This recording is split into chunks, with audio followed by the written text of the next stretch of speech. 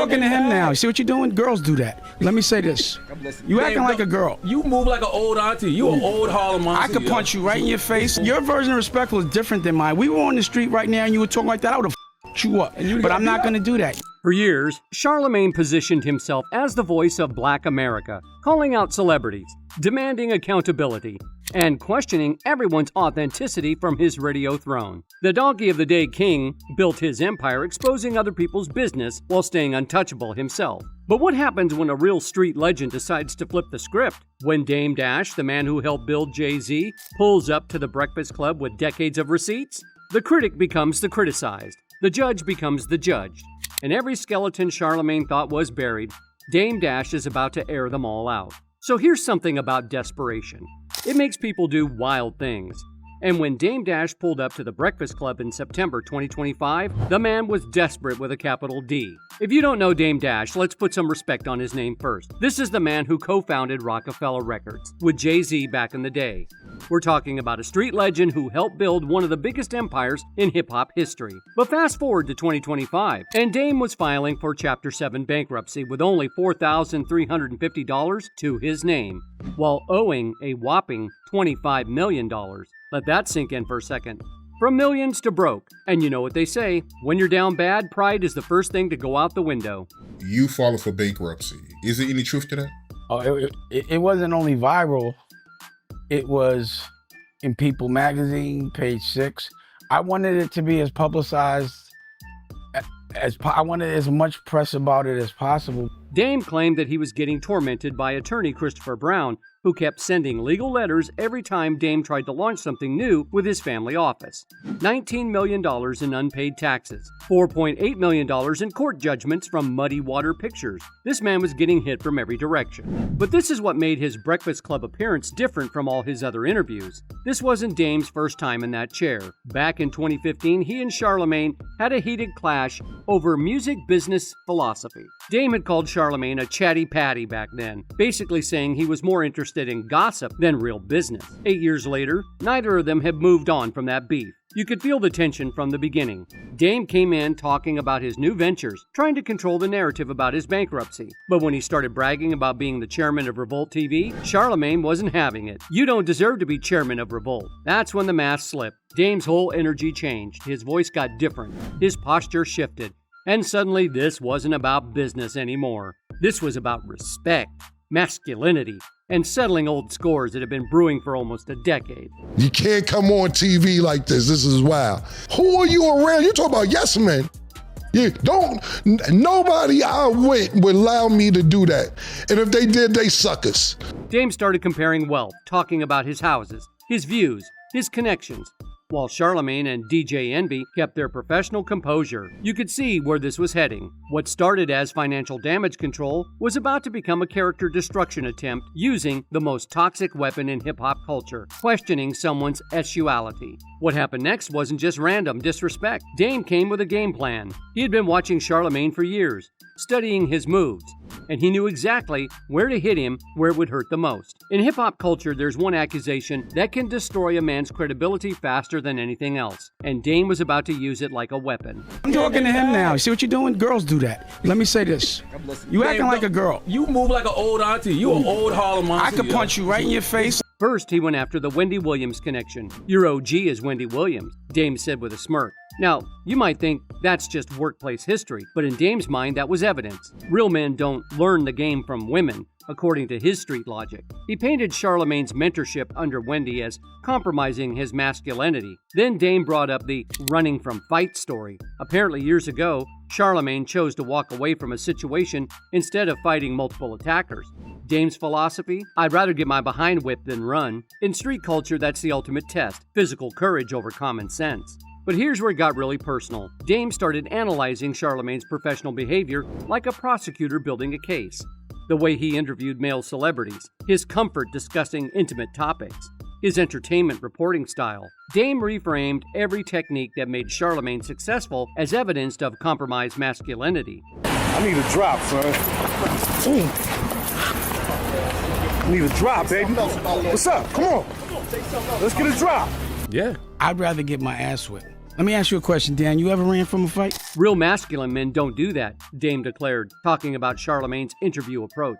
In Dame's worldview, gossip is feminine, entertainment culture is soft, and real men build businesses instead of discussing other people's personal lives. You could see Charlemagne getting uncomfortable for the first time. This wasn't just criticism, it was an attack on everything he'd built his career on. Then Dame dropped the nuclear option. I don't think you lying. I just think you broke. All right, cool. But I just think you're gay. That's cool. I know you're gay. We gonna throw insults the whole time. That's not. Why is it? Oh, see, that's gay. The studio went dead silent. DJ Envy looked shocked. Even the producers behind the cameras stopped what they were doing. Dame wasn't just questioning Charlemagne's sexuality, he was questioning his authenticity, his right to speak for black men, and his credibility as a voice in hip-hop culture. But here's what made it even more calculated. Dame timed his attack perfectly. He waited until Charlemagne had challenged his authority about the Revolt TV situation before launching his personal attack. It wasn't random anger, it was strategic character destruction. But Dame wasn't done. He was about to connect this to something even more controversial. What happened next had everybody talking because Dame went straight for the jugular with his most explosive theory yet.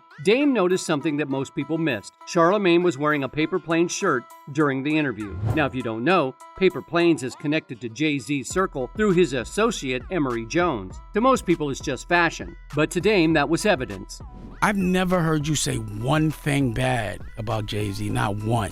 He's not in the room. You shouldn't talk about him. Don't tell me what to do. You said you shouldn't talk about men Now when they're not in the room. The accusation hit differently because Dame laid out his whole theory right there on air. He'd been watching Charlemagne's coverage of Jay-Z for years, the Breakfast Club interviews, social media posts, podcast appearances. While other celebrities caught Charlemagne's criticism, Jay-Z stayed untouchable. Dame painted two possible scenarios, and both were damaging. Either Charlemagne was romantically attracted to Jay-Z, or Jay-Z was paying him for favorable coverage. Both scenarios made Charlemagne look compromised. It sounds like you've been paid to do what you're doing. You should be objective on the radio. Dame continued, suggesting that Charlemagne's attack on him were actually orchestrated by Jay-Z as revenge for their Rockefeller fallout. This wasn't about sexuality anymore, this was about professional integrity. Dame was essentially saying that everything Charlemagne did was controlled by his feelings for Jay-Z, whether those feelings were romantic or financial. The theory served multiple purposes for Dame. It explained why he never got fair coverage, why his business ventures faced media skepticism, and why Charlemagne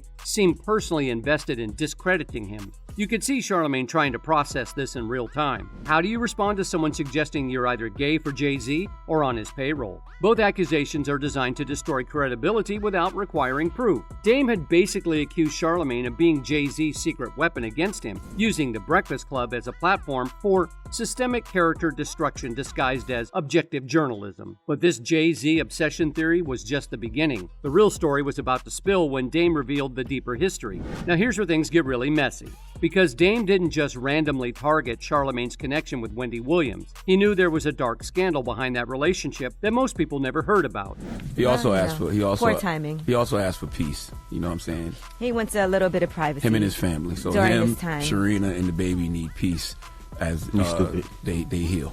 Dame had done his homework. He understood that Charlemagne's fall from grace with Wendy Williams wasn't about work performance or creative differences. It was about betrayal, mistresses, and broken loyalties, the kind of drama that reveals someone's true character. Here's the real story that Charlemagne himself admitted on the Brilliant Idiots podcast. He introduced Sharina Hudson to Kevin Hunter back in the day when she was just the homie from Columbia, South Carolina. Innocent connection between friends, right?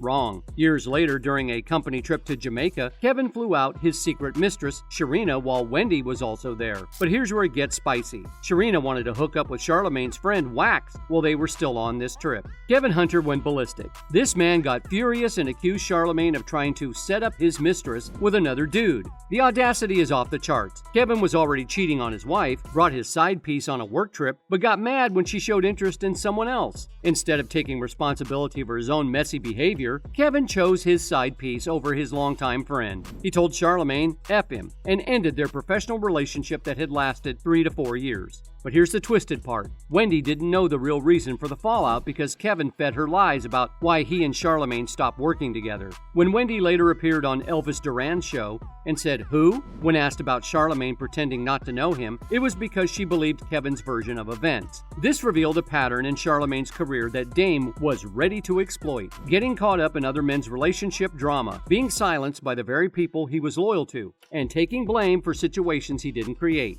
Y'all think so? Yep.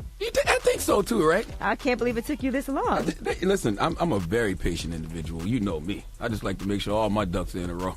Dame understood this history and used it to paint Charlamagne as someone with compromised judgment when it came to personal relationships. If Charlamagne could get manipulated by Kevin Hunter's marital problems, how could anyone trust him to maintain appropriate boundaries with other powerful men in the industry? "Your OG is Wendy Williams," Dame repeated with that knowing smirk, making it clear he wasn't talking about professional mentorship. He was suggesting that Charlamagne's willingness to get involved in messy, personal situations was evidence of a questionable character. But Dame was just getting started. The darkest allegations were still coming. My phone rings again. It was Charlemagne.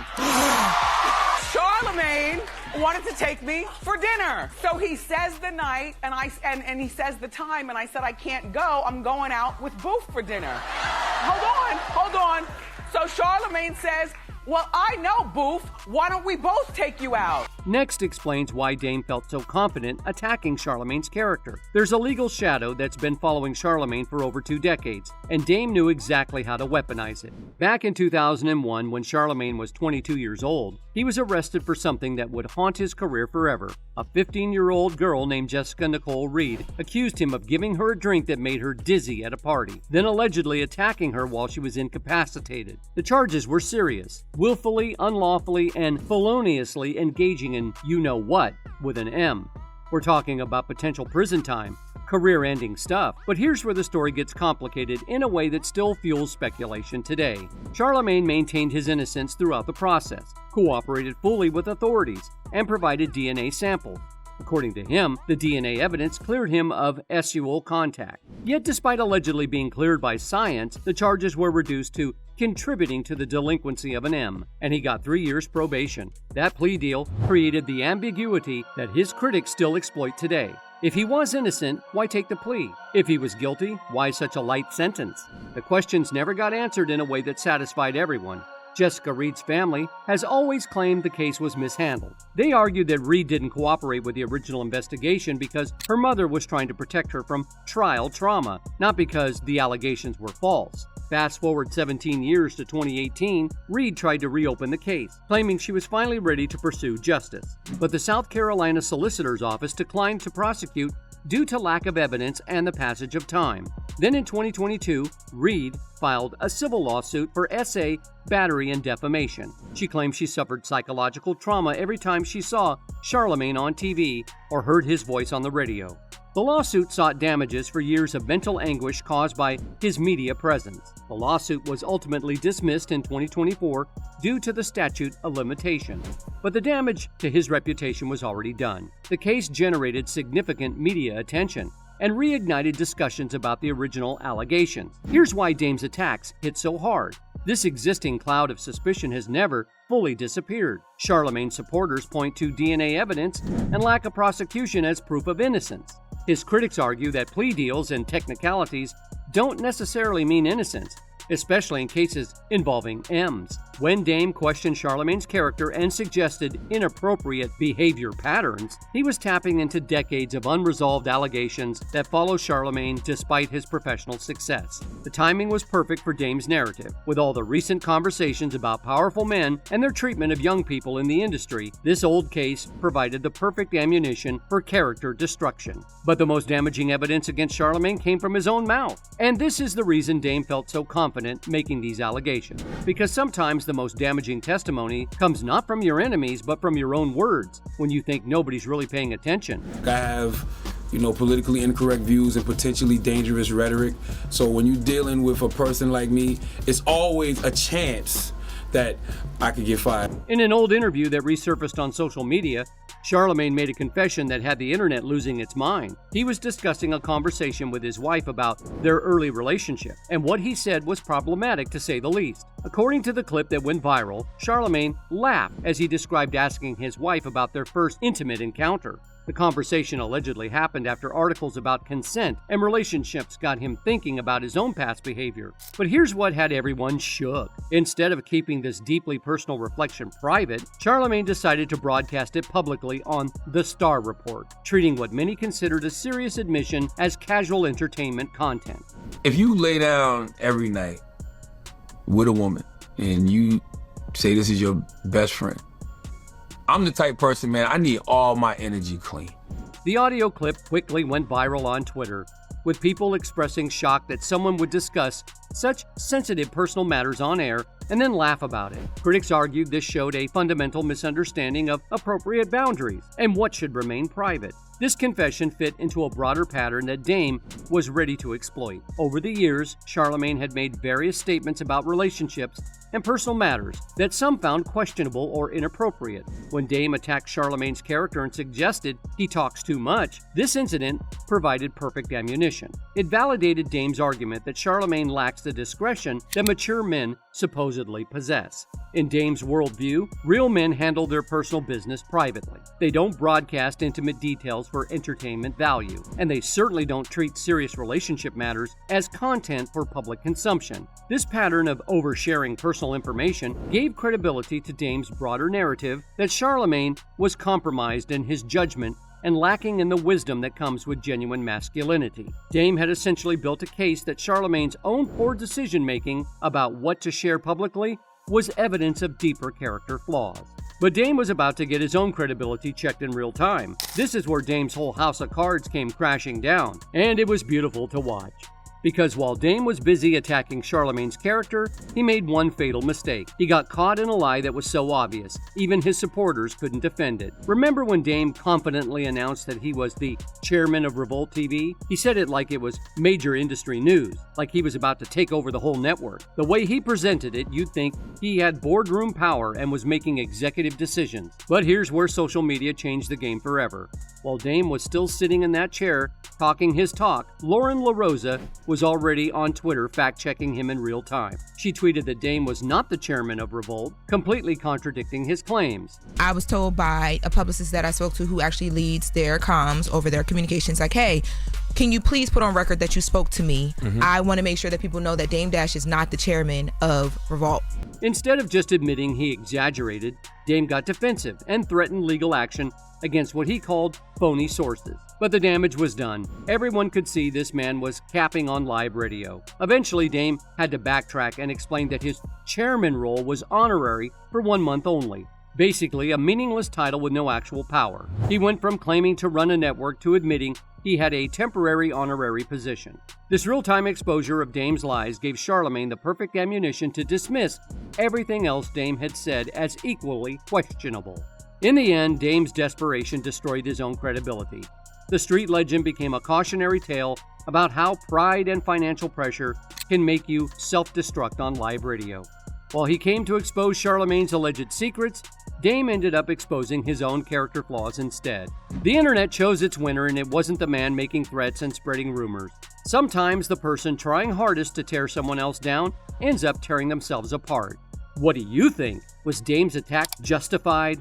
Or did his own behavior prove Charlemagne's point about toxic masculinity?